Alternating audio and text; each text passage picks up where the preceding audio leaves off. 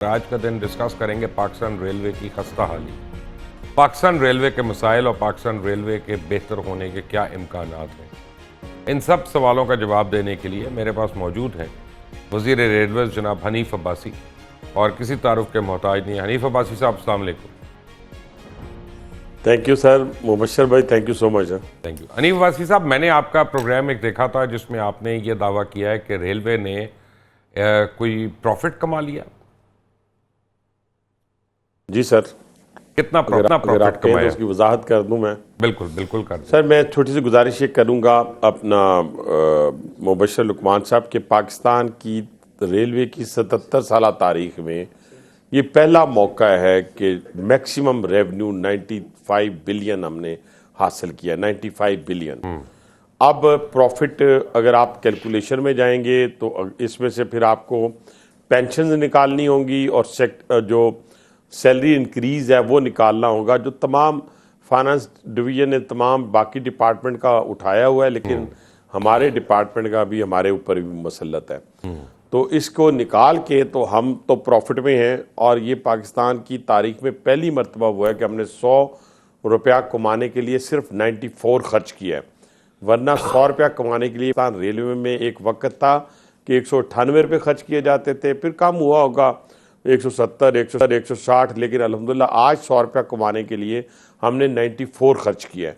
और अगर यही जो मैंने अभी आपके सामने बात रखी है पेंशन्स की, जो कि 58 बिलियन की है, और सैलरी इंक्रीज जो कि तकरीबन 3 से 4 अरब बनता है, अगर ये फाइनेंस डिवीजन उठा ले तो आने वाला साल जो है, जो हमने एक टारगेट जो है सेट किया है, अल्हम्दुलिल्लाह 110 बिलियन का हमने रेलवे का टारगेट जो है सेट किया है, और उसके में अंदर हम टर्न अराउंड करने जा रहे हैं। यानी ये जो रेवेन्यू हमने हासिल किया, इसमें 67% हमने पैसेंजर से, 33 जो है वो हमने फ्रेट से। दुनिया में ये बिल्कुल उल्टा है।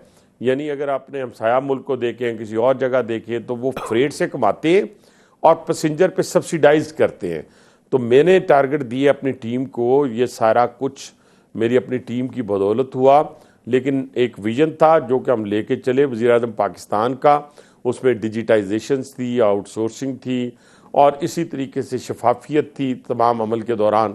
इन सारी चीज़ों को हमने 4 महीनों के अंदर अंदर आगे चल के, अभी तो मैंने सिर्फ आपके उस सवाल का जवाब मुबशर भाई आपको दिया जो आपने क्वेश्चन किया, फिर आगे चल के 4 महीनों में जो इनकलाबी इक़दामात, ये सिर्फ ज़ुबानी गुलामी नहीं बल्कि इनकलाबी इक़दामात जो उठाए, जो इम्प्लीमेंट हो रहे हैं, कुछ इस वक्त जो है पाइपलाइन में हैं, कुछ की एड्स आ चुकी हैं। वो सारी चीज़ें बारी बारी जो आप क्वेश्चन करते जाएंगे, उसमें पंजाब हुकूमत भी आ जाएगी, उसमें बलूचिस्तान हुकूमत भी आ जाएगी, उसमें सिंध हुकूमत भी आ जाएगी। तो वो सारी चीज़ें मैं एक एक करके आपके सामने रखूँगा, लेकिन इस वक्त की सूरत हाल जो आपने पहला क्वेश्चन किया उसके मुताबिक ही है। ठीक है। अब प्रॉब्लम यह है कि मेरे पास जो फिगर्स आए हैं, ऑब्वियसली ये रेलवे के अंदर के ही फिगर्स हैं, और आप लोगों के अपने इंटरनल ऑडिट वगैरह होता है उसके फिगर्स हैं, और मेरे पास जो फिगर्स हैं वो कहते हैं कि मजमूई आपकी आमदन जो है वो 76 अरब 53 करोड़ पे रही, जबकि इस साल का जो हदफ था वो भी 89 बिलियन था। 89 बिलियन 83 करोड़ पे आमदन आपने हासिल करना था। तो अगर मैं उसको लेता हूँ तो आपकी जो आमदनी है उसमें वाज़े कमी हुई है। आपकी जो इवन टिकट्स जिसकी आप बात कर रहे हैं पैसेंजर्स की, तो पैसेंजर के टिकट्स में आपके 6 अरब 5 करोड़ रुपए की कमी रिकॉर्ड की गई है, और जो गुड्स की और फ्रेट की आप बात कर रहे थे उसमें 2 अरब 79 करोड़ रुपए का खसारा सामने आया।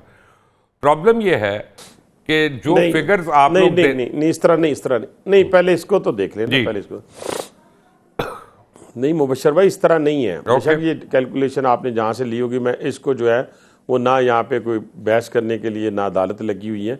हमारा 88 बिलियन लास्ट टाइम था, इस दफ़ा 95 बिलियन का रेवेन्यू है।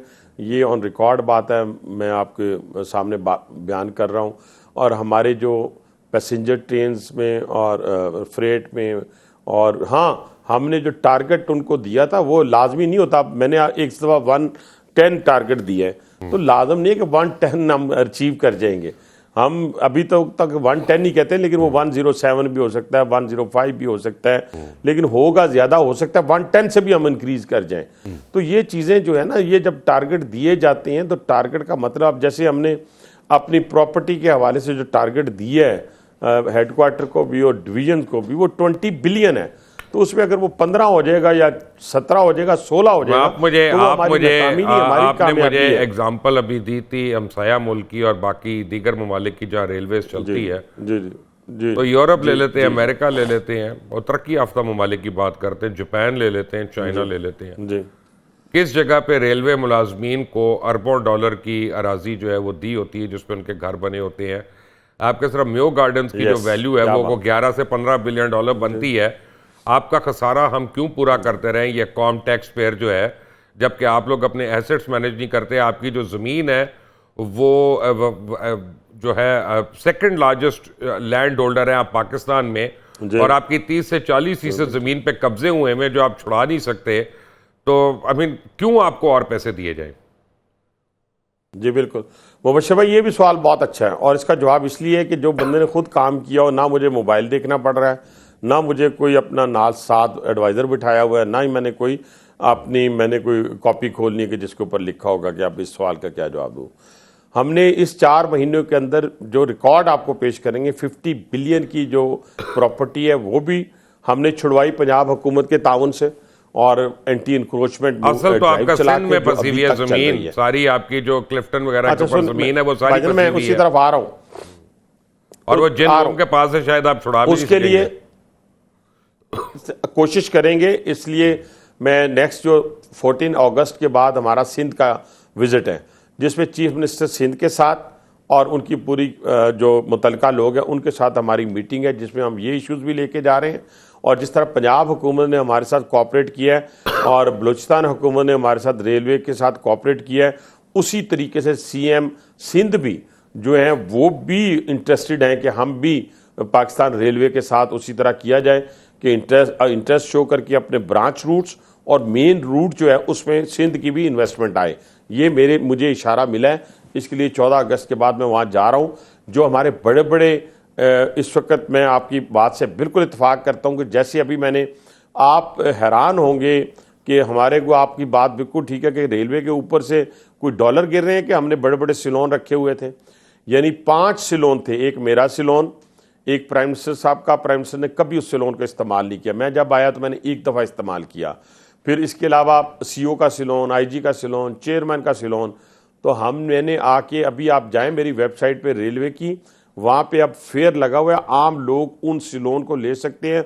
हम ना डायरेक्ट ना इनडायरेक्ट साहब असल में रेलवे के ऊपर आते हैं ना, तो असल में टाइम कम होता है प्रोग्राम का, इसलिए मुझे बीच बीच में काटना पड़ रहा है। नहीं ठहरे, एक मिनट मेरी बात सुन ले, नहीं मेरी बात सुन ले। आप सिलोन्स रखें या ना रखें उससे रेलवे की सेहत को कोई फर्क नहीं पड़ता। असल मसला रेलवे का जो है वो ट्रैक्स का है। आप 10,000 सिलोन ले आए, आप 100 के आप इंपोर्ट कर, उधर भी आ जाता हूं, लेकिन आपके ट्रैक की आपकी मैक्सिमम जो है 60 मील की स्पीड से आपकी ट्रेन चलनी है उसके ऊपर, और अगर आप उसको 62 पे करते हैं तो उसकी बोगियां उतर जाती हैं, जैसे अभी हुआ है परसों। तो आप लोगों से तो अपना ट्रैक ही नहीं मैनेज हो रहा। मुबश्शिर भाई देखिए, पहली बात तो ये है कि ट्रैक तो रातों रात बनेगा नहीं, जो रातों रात किया वो जरा सुन लें।